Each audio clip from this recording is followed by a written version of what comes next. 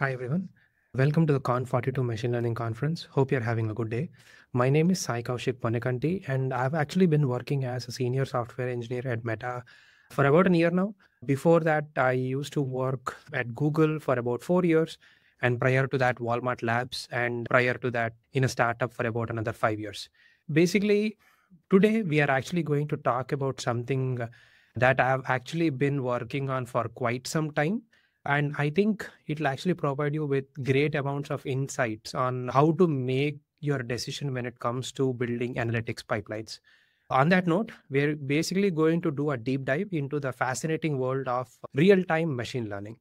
So we'll explore how to build analytics pipelines that delivers insights in less than a second with the enormous amount of volumes of data generated today, which is around 2.5 quintillion bytes each day, which is not a normal amount. It's quite enormous, right?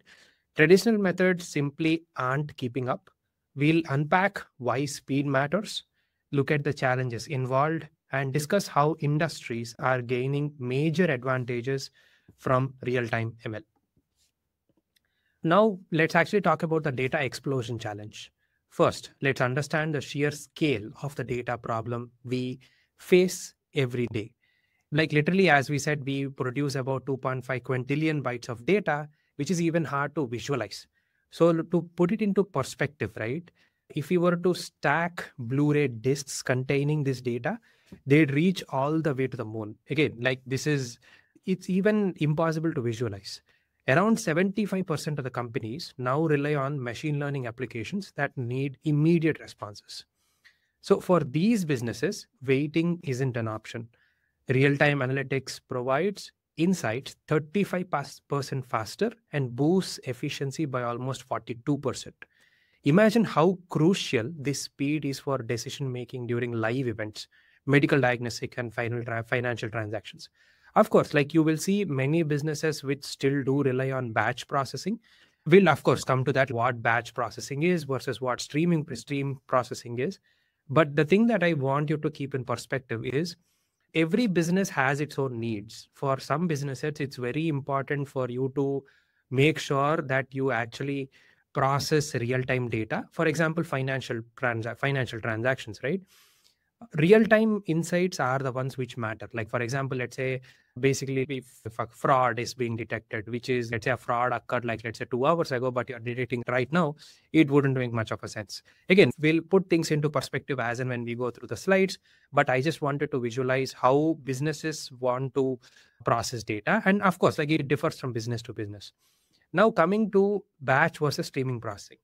So I would want you to take a moment to realize what batch processing is versus what stream processing is. Batch processing usually is typically takes or days, which is basically for monthly or weekly reports. For example, let's say you are running an ad tech business and you would want your business people to understand more insights into how your ads are performing over a day, for the past week, for the past month, so on and so forth. You would rather want to stick with your batch processing pipelines because which run like let's say every hour, every day, so on and so forth, which would definitely fit your needs. That's totally fine. You would not want to go for very high end, like engineering heavy stream processing pipelines. But on the other note, think about what I have been discussing just now. Think about fraud detection. What if your bank took hours to identify suspicious activities? It's not at all good.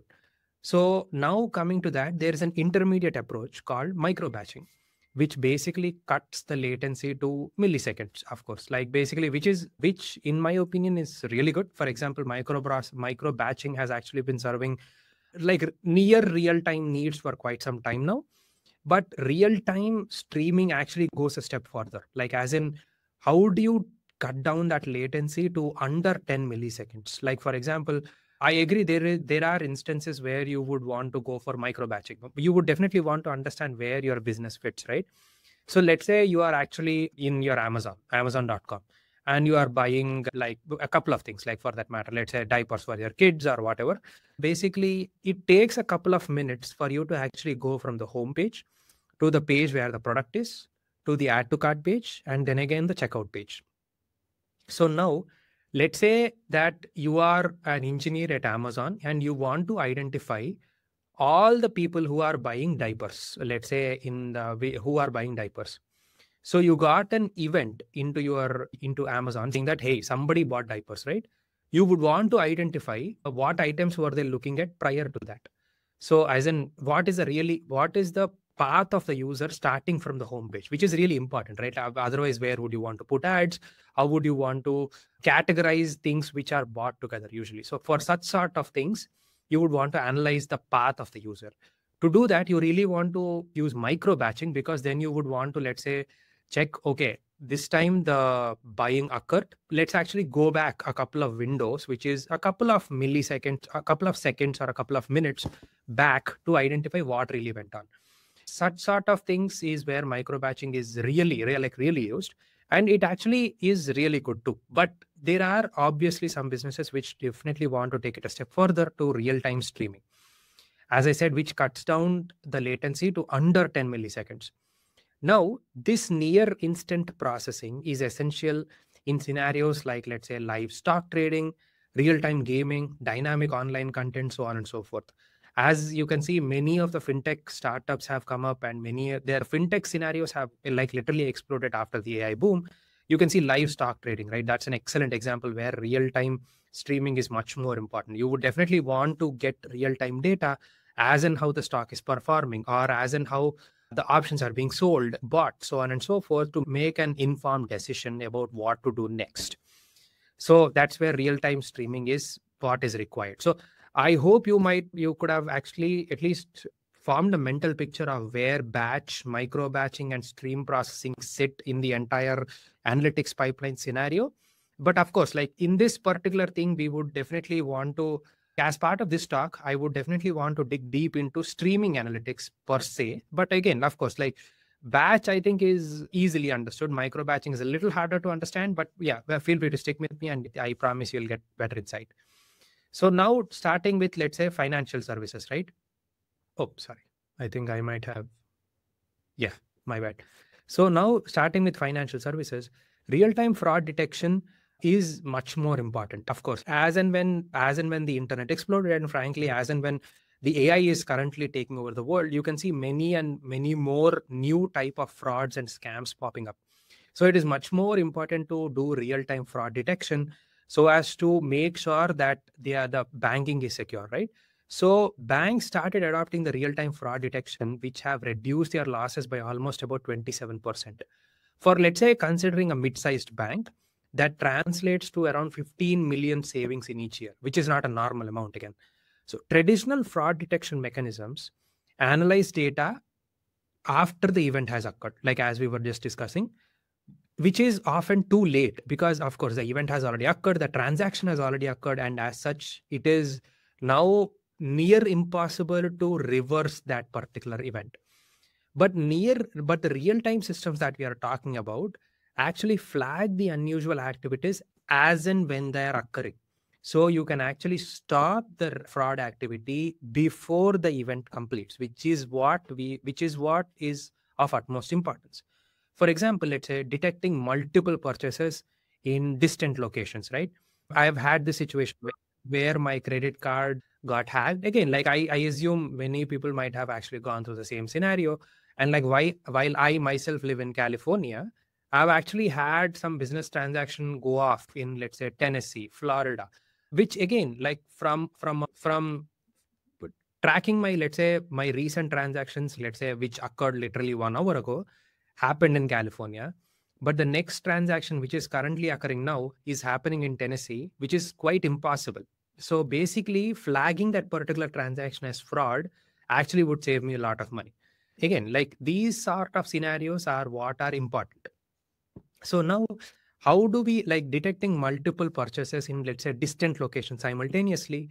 Something traditional batch methods would completely miss, right? Let's say, for example, if you are taking a batch processing approach to this particular problem, what would really happen is, okay, in this particular hour, a transaction happened in California, and in the next particular hour, a transaction happened in Tennessee. But of course, like you would not necessarily get the entire picture. Let's say, okay, for on an hourly basis, if we check it, of course, even batch processing would pick it up, but the transaction might have already occurred. Like the person who would have actually hacked my credit card might have already made like thousands of dollars of purchases, and I am the person who is responsible to pay for it, which doesn't really make sense. So basically, such real-time fraud detection mechanisms are much more important, and they are becoming more important day by day.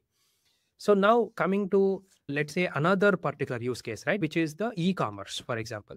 As I was talking about, like with the advent of, at least I myself use Amazon and Walmart quite frequently. So what I have actually observed is the personalization for the customers in these e-commerce businesses have actually gotten way better than what they used to be. For example, they have, as I was saying, e-commerce businesses have actually seen major benefits. Some real-time personalization can boost sales up to like by 18%. So for example, picture yourself doing this, right? As you're browsing, let's say, real-time analytics immediately updates product recommendations based on your, let's say, current session, inventory status, pricing strategies, so on and so forth. So this dynamic approach will definitely increase the average order values by 12%. For example, let's say, as I was alluding to my previous example, like I have a kid and I, of course, the thing that usually pops up into my mind is buy diapers, cream, so on and so forth. So if you were to take the example of buying diapers themselves, right? So of course, like running on that less sleep mode for quite some time now with the kid, basically you sometimes forget, or sometimes you might not even realize what is really needed for you to purchase something. So for example, let's say as I was browsing diapers, if let the real-time personalization kicks in, like the analytics pipelines kicks in, and they say that, hey, I have seen that you have been buying diapers now, and it's been some time since you bought, let's say, diaper cream, or let's say moisturizing lotion for your kid. Why don't you actually add that to the cart? Or of course, like this is, I think, not prompting per se, but basically people have also bought moisturizing cream, so on and so forth. That would actually trigger something in my brain saying that, hey, I forgot to buy this. Let me actually add this. So this sort of personalization is something that I would love in any product, right? Because it is important for the tech to make our lives better. So now, along with that, let's say real-time systems prevent customers from facing out-of-stock items. Like I've always had this happen, right? Like where, let's say, I have seen that you add a couple of items in Target shopping cart, or Walmart shopping cart for that matter. And by the time you are just about to check out, or let's say you are about to get it delivered, it just says out of stock. Such sort of events are actually problematic for the user experience. And handling such events in real time is much more important. Again, these are much more important when there are like peak shopping events like holidays or major sales. Like for example, when I was working at Walmart, Thanksgiving is a major season, right? So you would want to buy gifts for your loved ones, want to make sure your family is happy. I've actually seen this happen many times where there is a particular sale which pops up. Let's say you want to buy an iPad for your family members. Okay, there's suddenly a sale which popped up in, let's say, Walmart, that 20% off of iPad. It's not a normal sale, right? So you basically, many people along with you are actually flocking to walmart.com to buy that particular thing. And as such, it would definitely make much more sense to update them real time on what is actually going on with that sale event. As in, are you a little too late? Or let's say there are how many of the iPads are actually still left? So that way you can provide customers with way better shopping experience. Now, let's actually discuss a completely different side of the coin, which is manufacturing for that matter. Factories, right, have actually dramatically improved operations by shifting to real-time predictive maintenance. For example, machines are now equipped with advanced sensors, which continuously stream data, like what is the temperature, what is the vibration, what is the operating speed of the machine. So now real-time machine learning models analyze this data instantly, and they can actually predict equipment failures before they happen. You may ask the question, right? Like, why is this important? So manufacturing is not something which you regularly see on a day-to-day basis. So why is this really important? So regular maintenance of machines is important so as to streamline the operations and not expect any latency. For example, let's say again, an out of the mind example, I'm just thinking out loud, where let's say you have ordered some toys and basically for delivery, And let's say that has gone back to the manufacturing plant for manufacturing. Again, this is a completely out of the world scenario that I'm talking about. But let's say that, okay, the toys manufacturing has started, but somewhere down the line, the machines failed. And that the toy, which is supposed to be delivered for your kid's birthday, has now been, the delivery date has now been pushed back, let's say 4 to 5 weeks. That is not acceptable, right? There is a particular reason why you pick that toy, and there is a particular timeline that you have in your mind. But now that because of a manufacturing delay, all of this happened. So equipping machines with such data where it can actually stream the data, like saying that, hey, my current, the temperature of the machine is so, and let's say that like the pressure which is going through, and the number of toys that has been processed or built until now are so, and so such sort of numbers would help us quickly understand, hey, we have seen that, let's say previous day, we have seen that this machine is processing so many toys or so building so many toys per minute, but now that has gone down drastically. What is really going on, right? So you are able to identify the issue with the manufacturing or the machine way before something really bad happens. And as such, you are able to fix it so that your operations are way more streamlined. As and when more and more machines are, more and more automation kicks in, this is much more important. So now let's actually talk about the technical challenges, which are event time processing. So for example, there are, again, implementing this real-time machine learning is not without its own challenges. For example, a significant hurdle is event time processing, right? Accurately handling data based on when events actually happen, but not when they are recorded. Like as in there is, it's hard to visualize. So let's take a moment to understand what is going on. So there is a slight delay on when the event actually occurs and when it is recorded. As in, let's say you clicked on add to cart button on Amazon.com. So that event is being sent to the backend server for processing. So let's say you click the add to cart right now, but because of a server delay or something, the backend processing system actually received that event a couple of minutes late. So that does not necessarily mean add to cart never happened. It means that the add to cart event is actually recorded late. So that is the distinction, like as in when the event occurred versus when it was actually processed. So around 15% of streaming data arrives out of order because there are a lot of issues, right? These are all computers where events are being recorded. So let's say there is a network problem, there is a machine which went down, so on and so forth, which actually makes the streaming data. This is a very common occurrence where they are out of order, which complicates accurate analytics. Again, this is something that which has been a bigger challenge. So now to overcome this, right? Basically, methods like sliding windows or watermarking has been used to ensure data accuracy. Like as in, let's take a moment to understand what these are. Sliding window is basically what you are saying is, again, going back to the e-commerce example, you saw that an add to cart event has come to you. Okay, like you are a software engineer, and as part of the data that an add to cart event occurred, you see that. But weirdly enough, let's say you don't see an event where the user landed on the home page. That doesn't make sense. As in, how would you go to add to cart before going to the home page, right? Like you go to the home page, you browse the product, you then add to cart. So there are like 3 events, but somehow because of some server delay or whatever, add to cart is the one which you got first. So what you say is, hey, I'll actually wait for 2 minutes or 1 minute where for the home page event and the product page event. So let's say that is where you ensure data accuracy.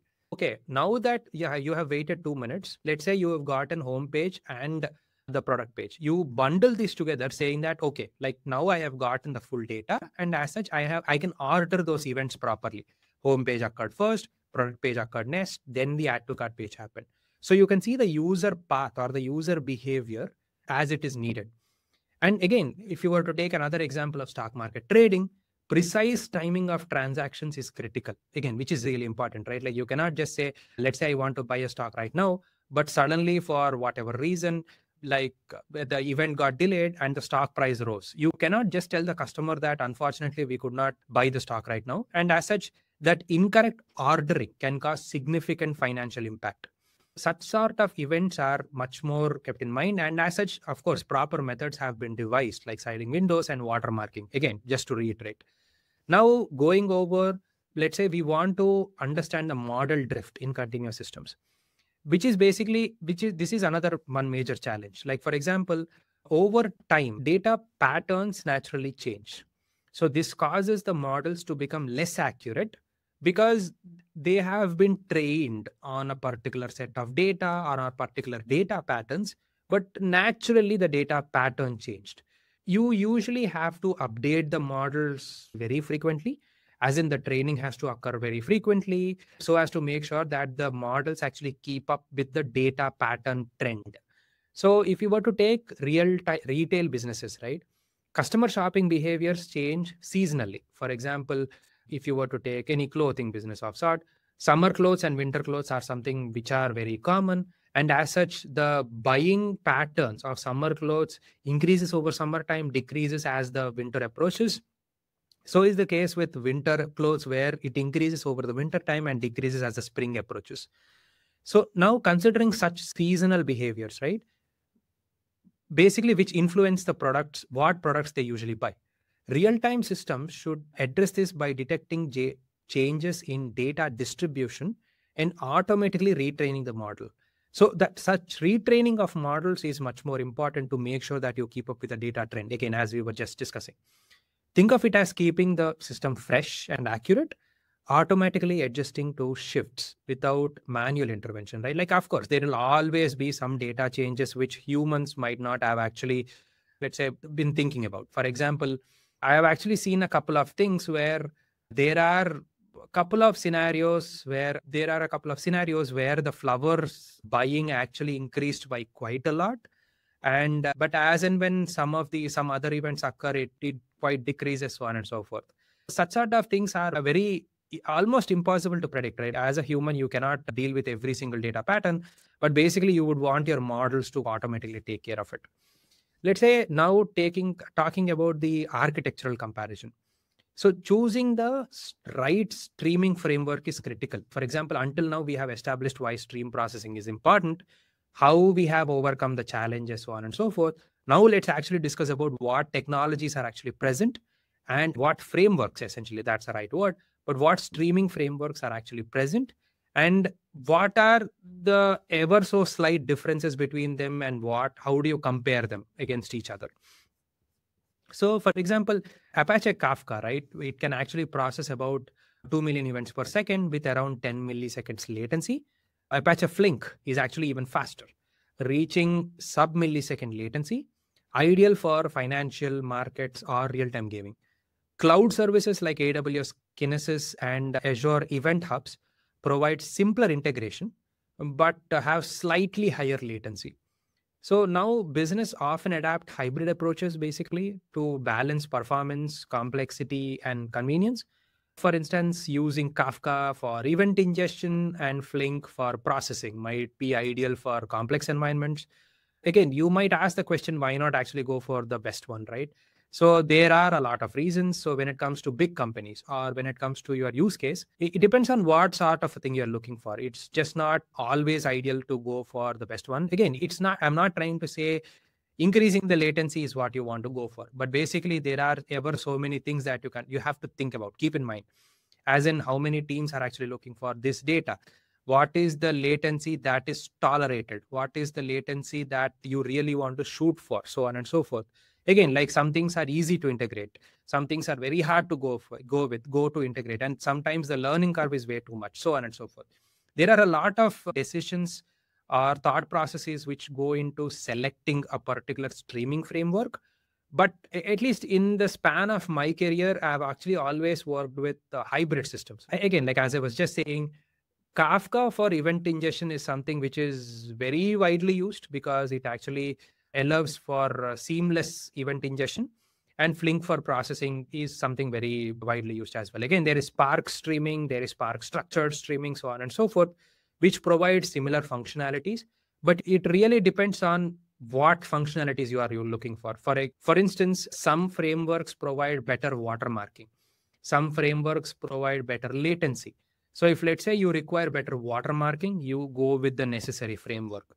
I'm just trying to throw all the details at you so that you can make an informed decision and you can actually learn how to make a proper informed decision and choosing a particular streaming framework. Now, implementation.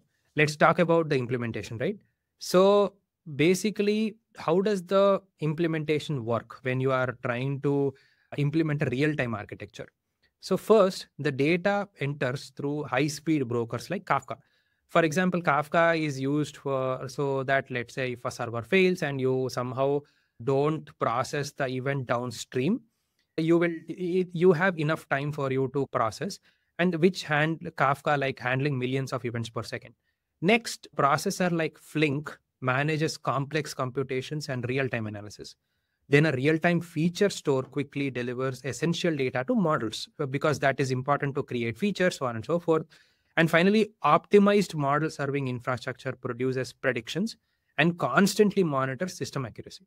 So this setup includes automatic retraining, where accuracy drops, ensuring consistent performance and reliability. Now let's actually talk about the key takeaways and next steps. So to wrap things up again, implementing real-time machine learning has clear, substantial benefits, dramatically reducing fraud, for instance, significantly improving sales in e-commerce, minimizing downtime in manufacturing. The key to success is to choose your architecture very carefully, continuously monitor performance, and automating model retraining. Now, I would say begin by targeting your most impactful, latency sensitive applications. From there, incrementally build your capabilities and be on lookout for changes in your data environment. Again, thank you so much for your attention. I hope you learned a great deal about streaming data structure, streaming frameworks, so on and so forth, and where they are used. And I'm really happy that you are, again, thanks for attending the conference. Hope you have a really good time.